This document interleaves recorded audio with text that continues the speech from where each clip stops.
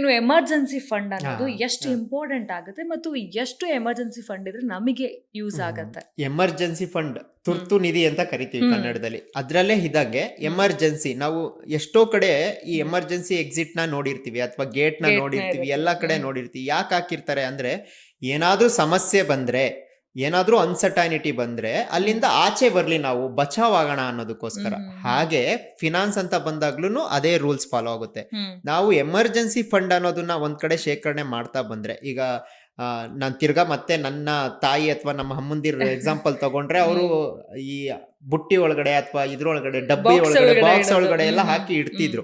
ಹ್ಮ್ so ಇವತ್ತೆಲ್ಲ digitalisation ಆಗಿದೆ. ಹೌದು. ಫಿಕ್ಸ್ಡ್ ಡೆಪಾಸಿಟ್ ಮಾಡ್ಬೋದು, ಬ್ಯಾಂಕ್ ಅಲ್ಲಿ ಇಡ್ಬೋದು, ಸೇವಿಂಗ್ ಬ್ಯಾಂಕ್ ಅಲ್ಲಿ ಇಡ್ಬೋದು. ಹ್ಮ್ ಯಾಕೆ ಎಮರ್ಜೆನ್ಸಿ ಫಂಡ್ ಇಟ್ಕೋಬೇಕು ಅಂದ್ರೆ, ನಮ್ಗೆಲ್ರಿಗೂ ಪಾಠ ಕಲ್ಸಿ ಹೋಗಿರುವಂತ ಕೊರೋನಾನ ಎಕ್ಸಾಂಪಲ್ ಆಗಿ ತಗೋಬಹುದು ಹೌದು. ನಾವು. ಹ್ಮ್ ಸೊ ಕೊರೋನಾದಲ್ಲಿ ನೋಡಿ ಎಷ್ಟೋ ಜನ ಕೆಲಸ ಹ್ಮ್ ಕಳ್ಕೊಂಡ್ರು, ಎಷ್ಟೋ ಜನ ಬೆಂಗಳೂರು ಬಿಟ್ಟು ಊರಿಗೆ ಹೋದ್ರು, ಎಷ್ಟೋ ಜನ ಮನೆ ಬಾಡಿಗೆ ಕಟ್ಟಕ್ಕಾಗ್ಲಿಲ್ಲ. ಹ್ಮ್ ಯಾಕೆ ಆ ಕಷ್ಟ ಎಲ್ರಿಗೂ ಬಂತು ಅಂದ್ರೆ, ಅವ್ರು ಯಾರು ಪ್ಲಾನಿಂಗ್ ಮಾಡ್ಕೊಂಡಿಲ್ಲ. ಹೌದು. ನಮ್ಮ ಹತ್ರ ಒಂದು ಎಮರ್ಜೆನ್ಸಿ, ಮುಂದೆ ಒಂದಿನ ನನಗೆ ಅನ್ಸಟ್ಟೇನ ಕಷ್ಟ ಏನಾದ್ರು ಬಂದ್ರೆ, ಬರುತ್ತೆ. ಹ್ಮ್ ಅಥವಾ ನಾನು ಜಾಬ್ ಕಳ್ಕೊಂಡ್ರೆ, ನನಗೆ ನನ್ನ ಮನೆ ಬಾಡಿಗೆ ಏನಾದ್ರು ಕಟ್ಟಕ್ ಹ್ಮ್ ಆಗದೆ ಇದ್ರೆ, ನನ್ನ ಮಕ್ಕಳು ಸ್ಕೂಲ್ ಫೀಸ್ ಕಟ್ಟಕ್ ಆಗದೆ ಇದ್ರೆ ಹ್ಮ್ ಅನ್ನೋದಕ್ಕೆ ಒಂದಷ್ಟು ಹಣನ ಎತ್ತಿಡ್ತಾ ಇಲ್ಲ ನಾವು. ಹ್ಮ್ ಹ್ಮ್ ಹ್ಮ್ ಅದನ್ನ ಸಪ್ರೇಟ್ ಒಂದಷ್ಟು ಹಣನ ಎತ್ತಿ ಇಟ್ಕೊಂಡ್ರೆ, ಸೇವ್ ಹ್ಮ್ ಮಾಡಿ ಇಟ್ಕೊಂಡ್ರೆ, ಈ ತರದ ಅನ್ಸರ್ಟೈನಿಟಿ ಬಂದಾಗ, ಹ್ಮ್ ನ್ಯಾಚುರಲ್ ಡಿಸಾಸ್ಟರ್ ಏನಾದ್ರು ಆದಾಗ, ಈ ಎಕ್ಸಾಂಪಲ್ ಕೊರೋನಾ ತರದ್ ಏನಾದ್ರು ಸಿಚುವೇಶನ್ ಬಂದಾಗ, ಅದನ್ನ ಆ ಟೈಮ್ಗೆ ಯೂಸ್ ಮಾಡ್ಕೋಬಹುದು. ಹ್ಮ್ ಇಲ್ದ ಅಂದ್ರೆ ಏನಾಗುತ್ತೆ ಅಂದ್ರೆ, ಯಾವ್ದೋ ಒಂದ್ ಕಡೆ ಹೂಡಿಕೆ ಮಾಡಿರ್ತೀವಿ, ಹ್ಮ್ ಯಾವ್ದೋ ಒಂದ್ ಕಡೆ ಒಡವೆ ತಗೊಂಡಿರ್ತೀವಿ, ಎಲ್ಲೋ ಸೈಟ್ ತಗೊಂಡಿರ್ತೀವಿ, ಹ್ಮ್ ಅದನ್ನೆಲ್ಲ ಮಾರಿ ಅವತ್ತಿಗೆ ಸರ್ವೈವ್ ಸರ್ವೈವ್ ಆಗ್ಬೇಕಾಗುತ್ತೆ. ಸೊ ಆಗ್ಬೇಕಾಗುತ್ತೆ. ಹಾಗೇನಾಗುತ್ತೆ, ನಾವು ಹ್ಮ್ ಕಷ್ಟಪಟ್ಟು ಸೇವ್ ಮಾಡಿದ ಹಣ, ಅಥವಾ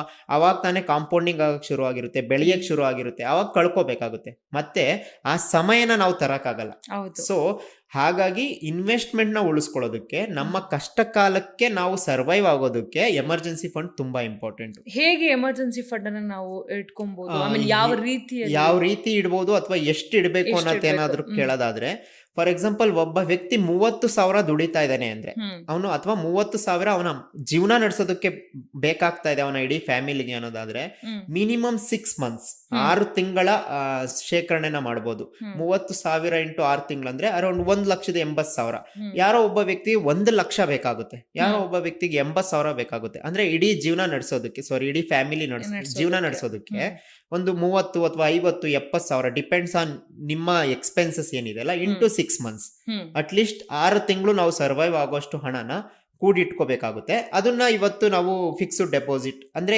ಎಮರ್ಜೆನ್ಸಿ ಫಂಡ್ ಅಂದ್ರೆ ಅದನ್ನು ತಗೊಂಡೋಗಿ ಮಾರ್ಕೆಟ್ ರಿಸ್ಕ್ ಅಲ್ಲಿ ಇನ್ವೆಸ್ಟ್ ಮಾಡೋ ಅಂತದಲ್ಲ. ಹ್ಮ್ ಅಂದ್ರೆ ನನಗೆ ಈಸಿಯಾಗಿ ಸಿಗ್ಬೇಕು. ಫಾರ್ ಹ್ಮ್ ಎಕ್ಸಾಂಪಲ್ ಇವತ್ತೆಲ್ಲ ಫಿಕ್ಸ್ಡ್ ಡೆಪಾಸಿಟ್ 1 or 2 ಡೇಸ್ ಅಲ್ಲಿ ನಾವು ರಿಲೀಸ್ ಮಾಡ್ಕೋಬಹುದು. ಹ್ಮ್ ಲಿಕ್ವಿಡ್ ಫಂಡ್ಸ್ ಅಂತ ಬರುತ್ತೆ. ಹ್ಮ್ ಸೊ ಆ ತರದ ವಿಷಯಗಳಲ್ಲಿ ನಾವು ಆ ತರದ ಸೆಗ್ಮೆಂಟ್ಗಳಲ್ಲಿ ಹೂಡಿಕೆ ಮಾಡ್ಕೋಬಹುದು. ಮಾಡುವಂಥದ್ದು. ಸೊ ಈ ರೀತಿಯಾಗಿ ಓಕೆ.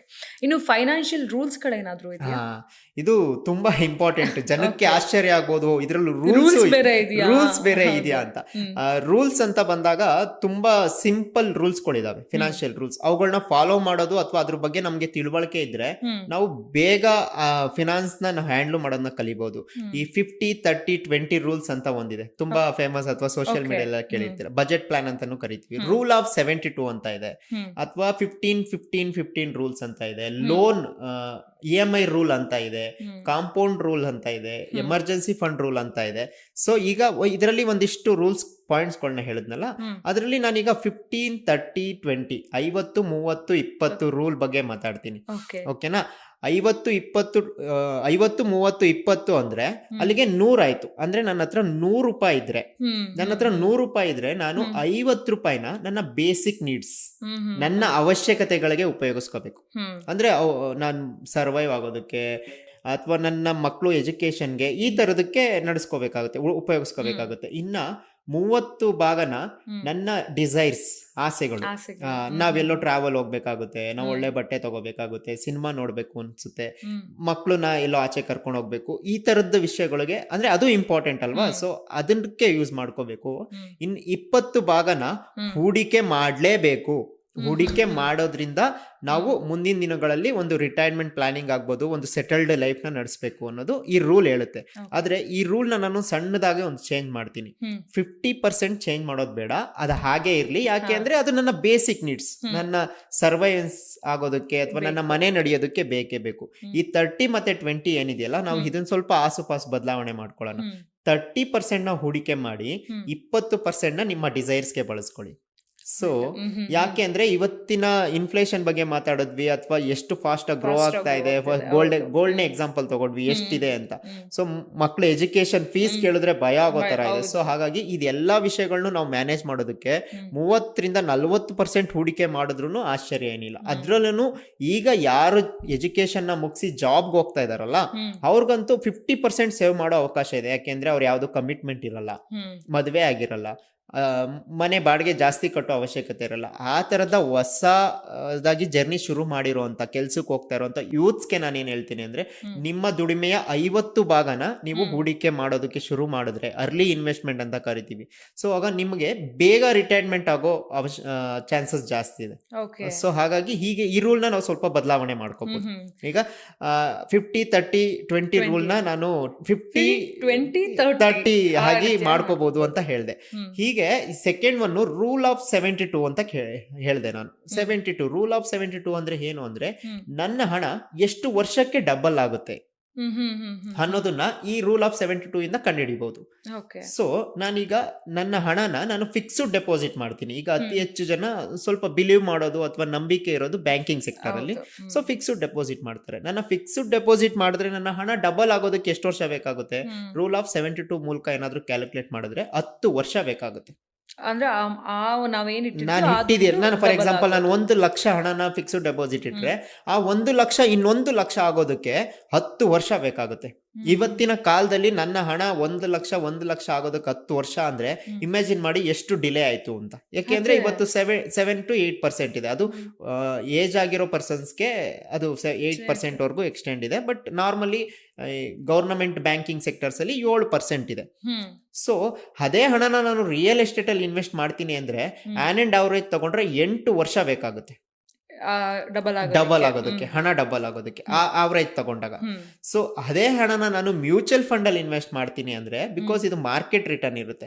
ಸಮ್ಟೈಮ್ಸ್ 12%, ಸಮ್ಟೈಮ್ಸ್ 16, ಸಮ್ಟೈಮ್ಸ್ 18% ಎಲ್ಲ ರಿಟರ್ನ್ ಸಿಕ್ಕಿದೆ. So on and average 12% least ಅಂತ ತಗೊಳ್ಳೋಣ. ಸೊ ಇದು 6 ವರ್ಷ ತಗೊಳುತ್ತೆ ಮ್ಯೂಚುವಲ್ ಫಂಡ್. ಸೊ ನಾನು ಇಲ್ಲಿ 3 ಎಕ್ಸಾಂಪಲ್ ನ ಕೊಟ್ಟೆ.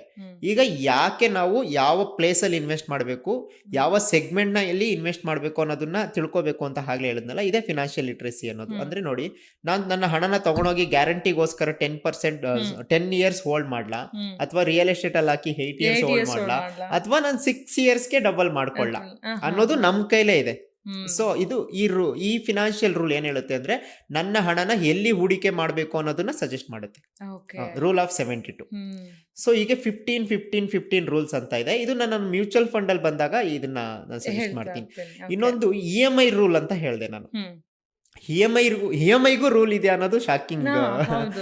EMI ಇವತ್ತಿಗೆ ಈಸಿಯಾಗಿ ಕೆಲ್ಸಕ್ಕೆ ಹೋಗೋರ್ಗೆ ಈಸಿಯಾಗಿ ಸಿಗುವಂತದ್ದು, ಅವೈಲಬಲ್ ಇರುವಂತದ್ದು EMI ಒಂದು ಕ್ರೆಡಿಟ್ ಕಾರ್ಡ್. ಸೊ EMI ನಮ್ಮ ಸಂಪಾದನೆಯ 40%ಗಿಂತ ಜಾಸ್ತಿ ಆಗಬಾರ್ದು ಅನ್ನೋದು ಫಿನಾನ್ಷಿಯಲ್ ರೂಲ್. ಅಂದ್ರೆ ನಾನು 1 ಲಕ್ಷ ದುಡಿತಾ ಇದ್ದೀನಿ ಅಂದ್ರೆ, ನಾನು ನನ್ನ ಸಾಲನ ಅಥವಾ ನನ್ನ EMI ನ 40,000ಕ್ಕಿಂತ ಹೆಚ್ಚು ಕಟ್ಟುವಷ್ಟು ಮಾಡ್ಕೋಬಾರ್ದು. ಆಗ ನಾವು ಫಿನಾನ್ಷಿಯಲಿ ಕರೆಕ್ಟ್ ಆಗ್ತಿದೀವಿ ಅಂತ. ಅಂದ್ರೆ ನಾವು ಎಲ್ಲೋ ಯಾಮಾರ್ತಾ ಇದೀವಿ, ಅಂದ್ರೆ ನಮ್ಮ ಬೆಳವಣಿಗೆಗೆ ನಾವೇ ಅಡ್ಡ ಬರ್ತಾ ಇದೀವಿ ಅನ್ನೋದು. ಸೊ ಹಾಗಾಗಿ ಯಾವಾಗಲೂ ನಾನು ಎಷ್ಟು ದುಡಿಮೆ ಇದೀನೋ, ನನ್ನ ದುಡಿಮೆಗೆ 40% ಮಾತ್ರ ಸೀಮಿತವಾಗಿ EMI ನ ಇಟ್ಕೋಬೇಕಾಗುತ್ತೆ. ಸೊ ಇವೆಲ್ಲವೂ ನೋಡಿ ಎಷ್ಟು ಸಿಂಪಲ್. ಫಿನಾನ್ಷಿಯಲ್ ರೂಲ್ಸ್ ಅಂದ ತಕ್ಷಣ ನಾವು ಹೆದರೋ ಅವಶ್ಯಕತೆ ಇಲ್ಲ. ನನ್ನ ಹಣ ಎಷ್ಟು ವರ್ಷಕ್ಕೆ ಡಬಲ್ ಆಗುತ್ತೆ, ನಾನು ಬಜೆಟ್ ಪ್ಲಾನಿಂಗ್ ಹೇಗ್ ಮಾಡ್ಕೋಬೇಕು, ಮತ್ತೆ EMI ರೂಲ್ ಅಂದ್ರೆ ಏನು, ಈ ತರದ್ದು ತುಂಬಾ. ಆಗ್ಲೇ ಹೇಳಿದೆ ಟರ್ಮ್ ಇನ್ಶೂರೆನ್ಸ್ಗೆ ರೂಲ್ಸ್ ಅಂತ ಹೇಳಿದೆ. 6 ತಿಂಗಳು ಅಷ್ಟು ಎಮರ್ಜೆನ್ಸಿ ಫಂಡ್ಗೆ 6 ತಿಂಗಳಷ್ಟು ನನ್ನ ಹಣನ ಎತ್ತಿಟ್ಕೊಳ್ಳೋ ಅಂಥದ್ದು. ಟರ್ಮ್ ಇನ್ಶೂರೆನ್ಸ್ ಅಂದ್ರೆ ನನ್ನ ಮುಂದಿನ 20 ವರ್ಷಕ್ಕೆ ನನ್ನ ಮನೆ ನಡೆಸೋದಕ್ಕೆ ಎಷ್ಟು ಬೇಕು, 1 ಕೋಟಿ, 1.5 ಕೋಟಿ, 2 ಕೋಟಿ, ಅಂದ್ರೆ 20 ವರ್ಷ ಅಂದಾಗ ಬೇಕಾಗೇ ಆಗುತ್ತೆ. ಸೊ ಹಾಗೆ ಆ ತರದ ವಿಷಯಗಳನ್ನ, ಈ ರೂಲ್ಸ್ಗಳನ್ನ ತಂಬ್ ರೂಲ್ ಅಂತ ಕರಿತೀವಿ, ಸಿಂಪಲ್ ರೂಲ್ಗಳನ್ನ ಕಲ್ತ್ಕೊಳ್ಳೋದ್ರಿಂದ ನಾವು ಹಣ ನಿರ್ವಹಣೆನ ಈಸಿಯಾಗಿ ಮಾಡ್ತಾ ಹೋಗ್ಬೋದು. ಈ ಸಿಂಪಲ್ ರೂಲ್ಸ್ ಗಳು ಕೂಡ ನಮ್ಗೆ ಗೊತ್ತಿರೋದಿಲ್ಲ. ಸುಮ್ಮನೆ ಎಲ್ಲೋ ಒಂದು ಕಡೆ ಹೋಗೋದು, ಹೂಡಿಕೆ ಮಾಡೋದು, ಇಲ್ಲಾಂದ್ರೆ ನಾವೇ ಇಟ್ಕೊಂತೀವಿ, ನಾವು ಸೇವಿಂಗ್ ಮಾಡ್ತೀವಿ ಅಂತ. ಏನಾಗುತ್ತೆ ಅಂದ್ರೆ ಜನ ಎಲ್ಲಾ ಹಣನು ತಗೊಂಡೋಗಿ ಒಂದೇ ಕಡೆ ಹೂಡಿಕೆ ಮಾಡೋದು. ಈಗ ಹಿಂದೆ ಒಂದು ಗಾದೆ ಇತ್ತು, ಊರ್ ಕಡೆ ಕೋಳಿಗಳೆಲ್ಲ ಸಾಕಿದ್ರೆ ನಮ್ಮ ಅಜ್ಜಿ ಹೇಳ್ತಾ ಇದ್ರು, ಅಂದ್ರೆ ಎಲ್ಲಾ ಮೊಟ್ಟೆನು ಒಂದೇ ಮಡಕೆಲಿ ಇಡಬೇಡಿ ಅಂತ. ಮಡಕೆ ಯೂಸ್ ಮಾಡ್ತಿದ್ರು ಅವಾಗ. ಅಂದ್ರೆ ಮಡಕೆ ಬಿದ್ದು ಹೊಡೆದೋದ್ರೆ ಎಲ್ಲಾ ಮೊಟ್ಟೆನು ಹೊಡೆದೋಗುತ್ತೆ, ಮಡಕೆನು ಹೊಡೆದೋಗುತ್ತೆ. ಅದೇ ಒಂದ್ 2-3 ಕಡೆ ಇಟ್ರೆ ಒಂದ್ ಹೊಡೆದೋದ್ರೆ ಮಿಕ್ಕಿದ್ದಾದ್ರೂ ಉಳಿಯುತ್ತೆ. ಅಂದ್ರೆ ಇದನ್ನ ಡೈವರ್ಸಿಫಿಕೇಶನ್ ಅಂತ ಕರಿತೀವಿ, ಹಂಚಿಕೆ, ಅಸೆಟ್ ಅಲೋಕೇಶನ್ ಅಂತ ಕರಿಬಹುದು. ಅಂದ್ರೆ ನನ್ನ ಹತ್ರ 100 ರೂಪಾಯಿ ಇದೆ ಅಂದ್ರೆ ಅದ್ರಲ್ಲಿ 20 ರೂಪಾಯಿನ ರಿಯಲ್ ಎಸ್ಟೇಟ್ ಅಲ್ಲಿ, ಇನ್ 20 ರೂಪಾಯಿನ ಮ್ಯೂಚುವಲ್ ಫಂಡ್ ಅಲ್ಲಿ, ಇನ್ 20 ರೂಪಾಯಿನ ಗೋಲ್ಡ್ ಅಲ್ಲಿ, ಇನ್ 20 ರೂಪಾಯಿನ ಸ್ಟಾಕ್ ಮಾರ್ಕೆಟ್ ಅಲ್ಲಿ. ಈ ತರ ಡೈವರ್ಸಿಫಿಕೇಶನ್ ಮಾಡ್ಕೊಂಡ್ರೆ ಒಂದು ಅತಿ ಹೆಚ್ಚು ರಿಟರ್ನ್ ತಗೋಬಹುದು, ಒಂದು ಸೆಕ್ಯೂರಿಟಿ ಇದೆ. ಸೊ ನಮ್ಗೆ ಅವಾಗ ಅವರೇಜ್ ರಿಟರ್ನ್ ಸಿಗ್ತಾ ಹೋಗುತ್ತೆ. ನಾನು ಸೆಕ್ಯೂರ್ ಆಗಿರ್ತೀನಿ. ಒಂದ್ ಕಡೆ ನನಗೆ ನಾನು ಎಕ್ಸ್ಪೆಕ್ಟ್ ಮಾಡಿದಷ್ಟು ರಿಟರ್ನ್ ಸಿಕ್ಕಿಲ್ಲ, ಒಂದ್ ಕಡೆ ಸಿಕ್ತು. ಸೊ ಅವಾಗ ಅವರೇಜ್ ಆಗ್ತಾ ಹೋಗುತ್ತೆ. ಆಗ ಈಕ್ವಲ್ ಆಗಿ ನಾನು ನನ್ನ ಜೀವನನ ನಡೆಸ್ತಾ ಹೋಗ್ಬೋದು. ಮತ್ತೆ ಡೈವರ್ಸಿಫಿಕೇಶನ್ ತುಂಬಾ ಇಂಪಾರ್ಟೆಂಟ್. ಸೊ ಅದನ್ನ ಮಾಡ್ತಾ ಹೋಗ್ಬೋದು.